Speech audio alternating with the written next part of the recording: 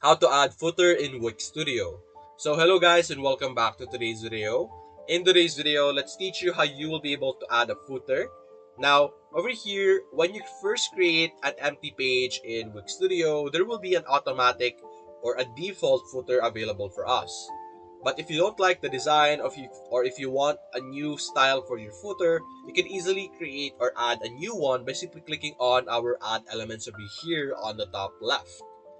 In this top left, you can see here, under sections, we could actually look over here under the navigation page over here, footers. And over here, we have all kinds of different designs.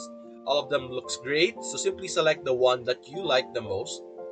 For the footer, of course, for example, this one, simply select the footer design that you like and it will be added over here. So now what you can do is you could now arrange or like drag it down to the footer section and you could delete the old footer over here.